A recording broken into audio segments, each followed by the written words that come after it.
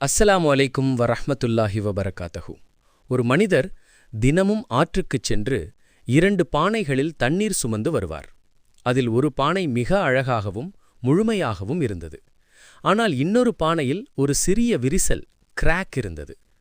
வீட்டிற்கு வந்து சேரும்போது முழுமையான பானையில் தண்ணீர் அப்படியே இருக்கும். ஆனால் விரிசல் விழுந்த பானையில் பாதி தண்ணீர்தான் இருக்கும். இதனால் அந்த உடைந்த பானை ரொம்ப வருத்தப்பட்டு தன் எஜமானரிடம் கேட்டது.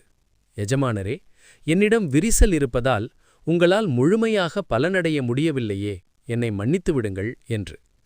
அதற்கு அந்த மனிதர் சிரித்துக்கொண்டே சொன்னார், நண்பனே, நீ வரும் வழியை ஒருமுறை திரும்பிப்பார். அந்த பானை கவனித்தது. அது வரும் பாதையின் ஒரு பக்கத்தில் மட்டும் மிக அழகான பூச்செடிகள் பூத்துக் குலுங்கின. அந்த மனிதர் சொன்னார், உன்னிடம் விரிசல் இருப்பது எனக்கு தெரியும். அதனால்தான் அந்த பாதையில் நான் விதைகளை தூவினேன். தினமும் நீ கசியவிட்ட தண்ணீர்தான் இன்று இந்த அழகான பூக்களை வளர்த்திருக்கிறது. உன்னுடைய அந்த குறைதான் இன்று இவ்வளவு அழகான மாற்றத்தை ஏற்படுத்தியிருக்கிறது. நம்மில் பலரும், என்கிட்ட இந்த வசதி இல்லையே, எனக்கு படிப்பறிவில்லையே, எனக்கு பேசத் தெரியலையே என்று நம்மிடமிருக்கும் குறைகளை நினைத்து கவலைப்படுகிறோம். ஆனால் அல்லாஹ் நம்மிடமிருக்கும் அந்த பலவீனத்தின் மூலமாகவே ஒரு பெரிய நன்மையை செய்யக்கூடியவன்.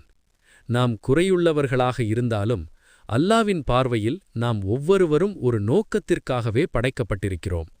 இதைத்தான் திருக்குரான் அத்தியாயம் 3 வசனம் 191 அல்லாஹ் சொல்கிறான். அதாவது, இந்த பிரபஞ்சத்தில் அல்லாஹ் எதையுமே வீணாகவோ தேவையில்லாமலோ படைக்கவில்லை. உங்கள் குறைகளை நினைத்து கவலைப்படாதீர்கள். உங்கள் மூலம் அல்லாஹ் ஒரு பெரிய மாற்றத்தை செய்ய காத்திருக்கிறான்.